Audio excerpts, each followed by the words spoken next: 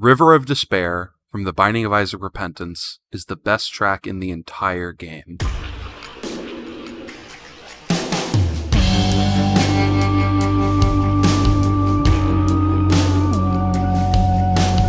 This track plays on the downpour stages, which are the first floor you'll find if you take the alternate route through a run. As the name implies, downpour is a very wet floor. The ground is soaked and all the enemies are water-themed. River of Despair is aptly titled, of course, matching the watery theme. It also fits the wet aesthetic in the sound. That juicy theremin matches the dreary atmosphere perfectly. It's filled with, as the title says, despair, but it's also alien sounding. You're in foreign terrain. That's foreboding, but clearly a place of sadness. This fits the stage very well, actually. As I mentioned, it's the first floor that you encounter when taking the alternate path through a run. For those who don't know, you can only start taking this alternate path after you've played a pretty notable chunk of The Binding of Isaac.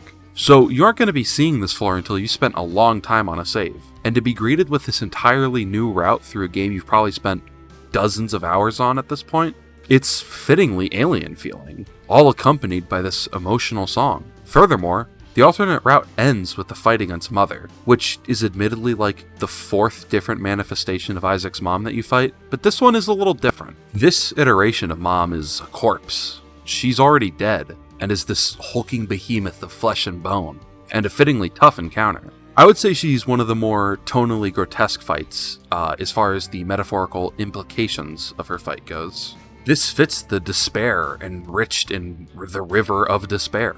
It's the beginning of a new, more intense struggle that Isaac is going through. And as the song progresses, it grows in intensity as well.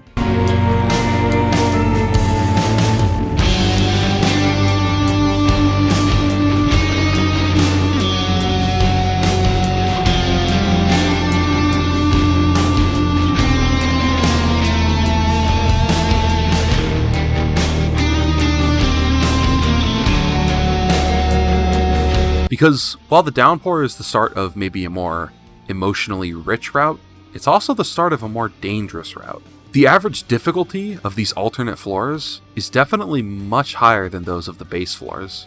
So to be met with this threatening electric guitar that takes over the main motif of the track, it fits the added danger that the player and Isaac are being engaged with. Of course, the added intensity and new electric guitar doesn't take away from the existing despair. No, it only adds to it. As it intensifies the action surrounding the track, it also amplifies said emotion. Everything is picking up and is heightened by new instrumentation, and takes on this repeated motif, which further exacerbates what I've described before. It's as if this pressure is just building and building and the song is ever growing, ready to burst, but it lets it out more like a trickle. Maybe you'd even say a flowing river of despair. These themes that I've picked up from the track, and of course the sound itself, are why River of Despair is the best track in The Binding of Isaac. Maybe I'm reading a little too far into what is just background music for an early floor in an indie roguelite, but over-analysis is fun. And The Binding of Isaac is a game that is rich with metaphor and deeper meanings. So I feel like it's only proper to go in depth on an aspect that is probably overlooked quite often. Thanks for watching. I think I want to try more of these bite-sized analyses where I talk about a song from just some piece of media, as they're a lower workload, pretty fun to make, and is something that I think is lacking for this kind of music. Many people tend to overlook the background music or soundtrack of something, so I like to try to make a highlight to it as best as I can. So that's what I'll do, and I'll see you in the next one.